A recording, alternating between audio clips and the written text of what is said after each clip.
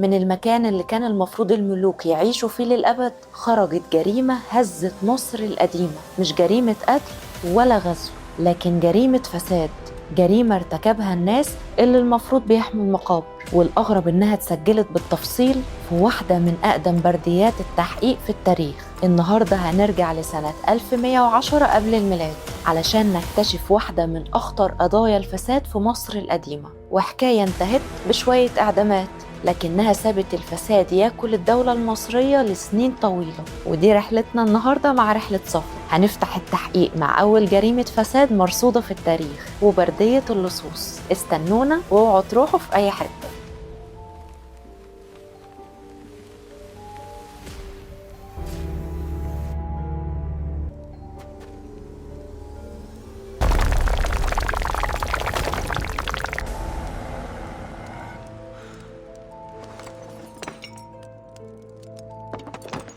أهلا بيكم مرة تانية في برنامج رحلة صفا. قبل ما نعرف مين سرق لازم نعرف هما كانوا بيسرقوا ايه. احنا دلوقتي في وادي الملوك، المكان اللي المصري القديم اختاره عشان يكون المثوى الأخير لملوكه. لكن المقبرة بالنسبة للمصري القديم ما كانتش مجرد مكان للدفن، دي كانت بيت الحياة الأبدية. كان الملك بيدخل مقبرته ومعاه كل حاجة ممكن يحتاجها في العالم الآخر: ذهب، تماثيل، حلي، أساس فاخر، عربات وأسلحة، وأحيانا كنوز تساوي ثروة دولة كاملة. عشان كده كانت المقابر دي من أكتر الأماكن حراسة في مصر، وكان الاقتراب منها بدون إذن جريمة عقوبتها قاسية جدا. لكن رغم كل الحراسة ورغم كل القدسية، في نهاية عصر الدولة الحديثة بدأ يحصل شيء غريب: أختام مكسورة، مداخل مقابر مفتوحة، وكنوز بدأت تختفي واحدة ورا التانية. الكل افتكر إن دي مجرد حوادث فردية، لكن الحقيقة كانت أسوأ بكتير. في أوائل القرن ال19 وبعد ما بقت مصر هي واجهة الاستكشاف الأثري الأولى في العالم، كان من أكتر المهووسين بالحضارة المصرية جامع آثار بريطاني اسمه هنري أبوت. وهو في رحلته في الأقصر وفي وادي الملوك تحديدا حصل على كنز من سوق آثار ومخطوطات غير شرعي. احنا بنتكلم في الفترة تقريبا من 1830 ل 1850، يعني كانت عمليات تهريب الآثار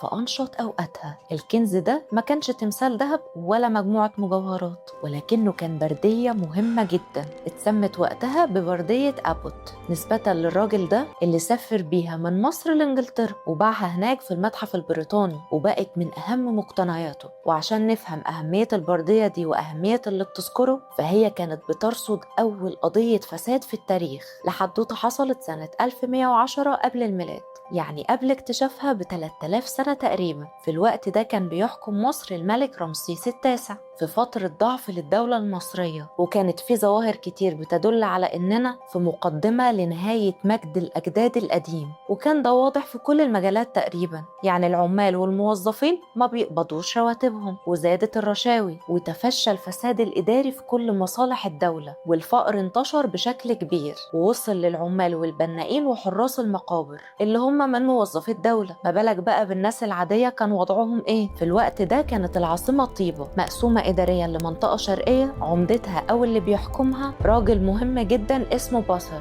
أما المنطقة الغربية كان بيحكمها عمدة تاني ومن أشرس منافسين باصر اسمه باور وده كان المسؤول عن حراسة وتأمين مقابر وادي الملوك اللي بتقع في المنطقة الغربية لطيبة. كل حاجة كانت ماشية تمام لحد ما في يوم تقدم حاكم منطقة طيبة الشرقية الحاج باصر ببلاغ رسمي للدولة، وقال فيه إن في سرقات بتحصل في منطقة وادي الملوك اللي تحت سيطرة باور وادعى إن الموضوع مش مجرد سرقة عابرة كده أو حتى حدث فردي، ولكنه اتهم في شكوته دي أعوان الحاكم باور نفسه، وإن الرجال من كبار موظفي الدولة هم كمان متورطين. طبعا الدنيا اتقلبت، وفوراً اتشكلت لجنة تحقيق ومعاينة، ونزلوا وادي الملوك لفحص المقابر والتأكد من صحة البلاغ اللي اتقدم بيه باصر. وللأسف كانت نتيجة التحقيقات والمعاينة مخيبة للآمال، مش عشان أثبتت كم السرقة والنهب الكبير، لأ، دي كانت مخيبة للأمال لأنها ما قالتش الحقيقة واشتركت في عملية الفساد هي كمان. لجنة فحص ومعاينة وادي الملوك صرحت إن الموضوع مش كبير زي ما اتقال، وإن في بعض المقابر القليلة جدا اتفتحت بالفعل، لكن مفيش خسائر كبيرة ولا حاجة. والحقيقة إن كل ده كان كذب للأسف، وده لسببين. أولهم إن الحقيقة لو اتقالت زي ما هي كده في وقت ضعف زي ده والناس ما بتقبضش رواتبها، وارد يخلي العوام يثوروا ويغضبوا بشكل كبير. والسبب التاني كان بغرض حماية بعض المسؤولين الكبار للمتورطين في السرقات دي. ولكن برغم تزييف تقرير اللجنة الفنية اللي فحصت المقابر، إلا إن الحقيقة ما استخبتش كتير. برغم كل محاولات إخفائها، الحقيقة بدأت تظهر لما بدأت التحقيقات مع العمال والحفارين والبنائين والنجارين وصناع التوابيت. يعني من الآخر كده، لما بدأت التحقيقات مع الطبقة اللي بتتعامل مع المقابر بشكل مباشر، وبدأت عملية التحقيقات تترصد خطوة بخطوة في بردية عرفناها بعد كده باسم بردية أمهرست. ودي بردية اكتشفت في نفس وقت اكتشاف بردية أبوت تقريبا، وبرضه اكتشفها جامع آثار بريطاني اسمه ويليام أمهرست، وبرضه وصلت له بنفس الطريقة من تاجر آثار في الأقصر. لكن بردية أمهرست ما كانتش تقل أهمية أبدا عن بردية أبوت، لأنها كانت بتذكر تفاصيل التحقيق في السرقات دي، من أول أسماء المتهمين واعترافاتهم، الشهود وأقوالهم، كمان ملابسات وظروف التحقيق. يعني كانت على سبيل المثال بتذكر إن التحقيق كان قاسي جدا، ففلان المتهم تم ضربه بالهراوات فاعترف. كمان ذكرت طريقة سير التحقيق، يعني المتهم الفلاني تم إحضاره من الحقل واعترف أمامنا، دخلنا المقبرة، كسرنا التابوت وأخدنا الذهب حتى من على جسد الملك.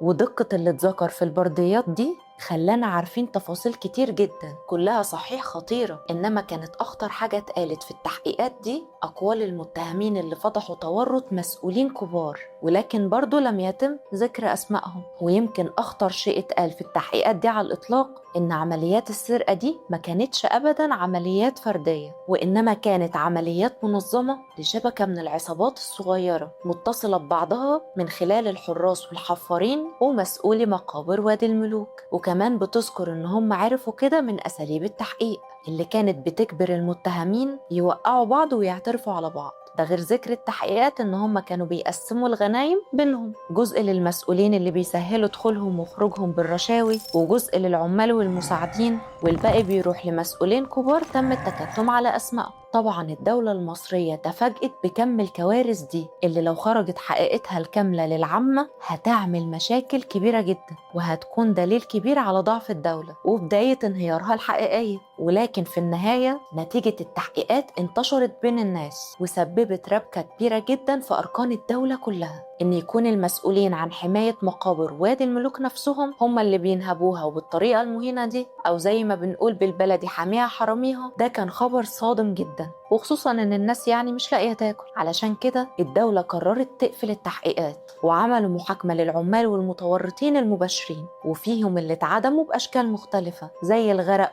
والشنق والحرق، واللي كانت عقوبة إعدام مرتبطة بتدنيس المقابر. ومنهم اللي اتعاقب عقاب ديني كان خطير جدا وقتها، زي مسح أسمائهم من التاريخ نهائيا. والمصري القديم كان بيخاف جدا من العقوبة دي، واتقفلت التحقيقات على كده. ولكن للأسف الحل ده كان غير عملي، لأنهم قفلوا التحقيقات ونفذوا أحكام الإعدام صحيح، لكنهم ما طهروش كل أطراف الفساد. ففضل المسؤولين الكبار اللي حركوا كل عمليات النهب والسرقة دي من غير عقاب. فاستمرت عمليات نهب المقابر في وادي الملوك وغيرها من المناطق الحيوية في طيبة لحد انهيار الدولة بشكل رسمي. وفي الحقيقة ان برديات اللصوص ما بتحكيش غير عرض بسيط من أعراض ضعف الدولة مش أكتر. فكان في الوقت ده فيه غارات خارجية، وحدود مصر ما بقتش مؤمنة زي زمان، وارتفعت أسعار الحبوب، والقبور بقت هدف واضح للسرقة، وبقت بتتدنس من العوام بكل أريحية. بعد رمسيس التاسع ولحد رمسيس الحادي عشر انقسمت البلاد فعليا، الشمال له حاكم والجنوب وطيبة تحت سيطرة كهنة أمون لحد سنة 1070 قبل الميلاد.